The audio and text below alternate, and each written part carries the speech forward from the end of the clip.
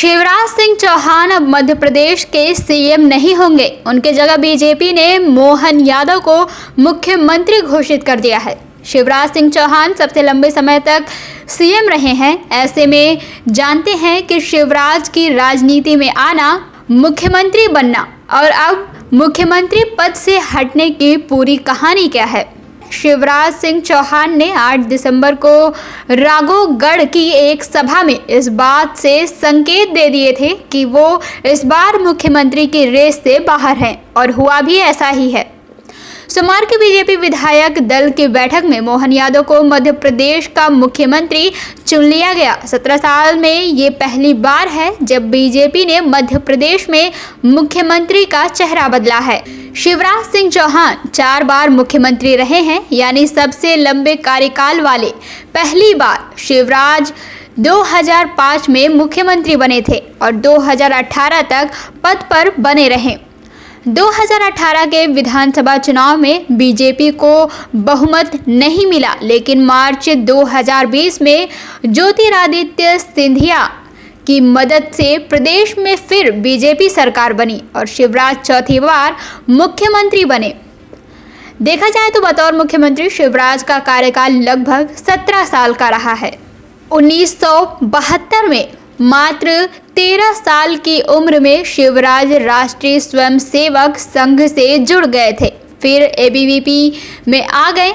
Emergency के दौरान शिवराज कुछ समय के लिए जेल भी गए। एक तरह से देखा जाए तो उनकी राजनीति को 50 साल से ज़्यादा का समय हो गया है।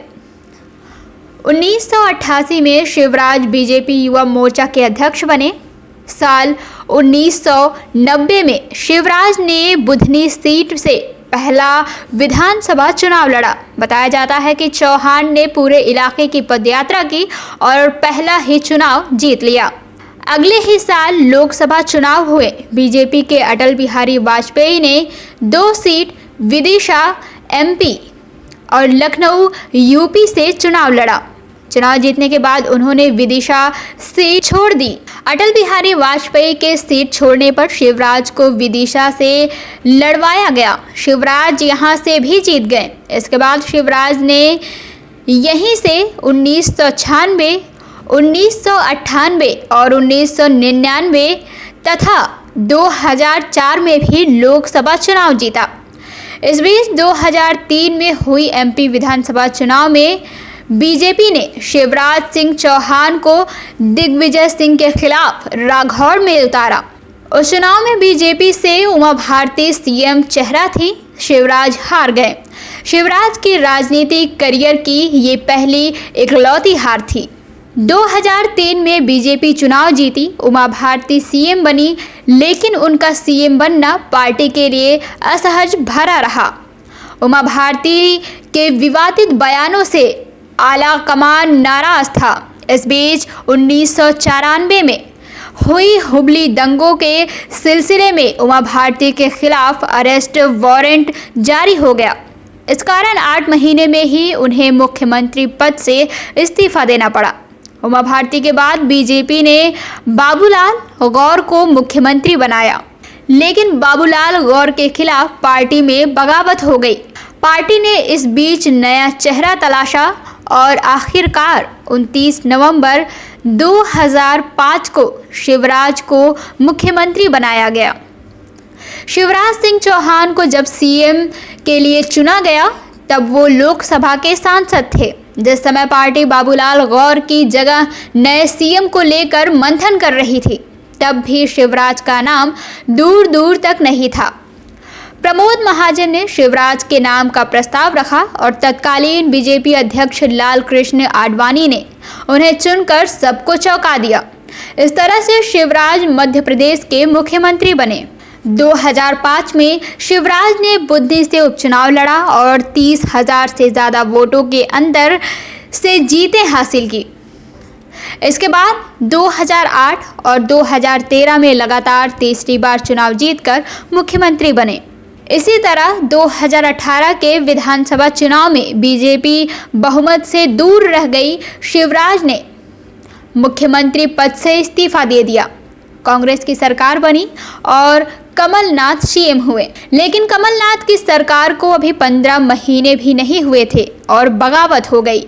ज्योतिरादित्य सिंधिया बागी हो गए, उन्होंने कांग्रेस छोड़ दी। साथ ही उनके समर्थक विधायक भी कांग्रेस छोड़कर बीजेपी में आ गए। सिंधिया और उनके समर्थक विधायकों के बीजेपी में आने से कमलनाथ सरकार गिर गई। 23 मार्च 2020 को शिवराज सिंह चौहान ने चौथी बार मुख्यमंत्री पद की शपथ ली। शिवराज मध्य प्रदेश के सबसे लंबे कार्यकाल वाले मुख्यमंत्री हैं। इस बार भी चुनाव से पहले बीजेपी ने वैसे तो कई बार नेतृत्व बदलने का इशारा किया था। उम्मीदवारों की लिस्ट में भी उनका नाम सबसे आखिर में आया था। इसी से अंदाजा लग गया था कि शिवराज को शायद इस बार पार्टी मुख्यमंत्री ना बनाए, और हुआ भी ऐसा ही। आखिरकार मध्य प्रदेश में शिव का राज खत्म हो गया। शिवराज सिंह चौहान अब मध्य प्रदेश के मुख्यमंत्री नहीं रहे, तो अब उनकी आगे की राह क्या होगी? 2 रास्ते हैं। हो सकता है कि शिवराज केंद्र में आ जाएं या फिर प्रदेश में रहकर ही अपनी पार्टी को मजबूत करें। फिलहाल 2024 का लोकसभा चुनाव पास है, तो उन्हें अभी यहीं पर रखे जाने की संभावना है। इसका संकेत खुद शिवराज भी देते हैं। शिवराज सिंह चौहान बताते हैं कि अब उनका मकसद लोकसभा की सभी 29 की 29 सीटें बीजेपी को जिताना है। वो रैली में दावा करते हैं कि जनता के आशीर्वाद से मिशन 29 सफल होगा और हम मध्य प्रदेश के सभी 29 लोकसभा सीटें जीतकर मोदी को फिर से प्रधानमंत्री बनाएंगे। CIB इंडिया न्यूज की सभी खबरों को देखने के लिए लाल रंग की बटन को दबाकर चैनल को सब्सक्राइब जरूर करें, घंटी जरूर दबाएं ताकि हमारी सभी खबरों के नोटिफिकेशंस आप तक पहुंचते रहें।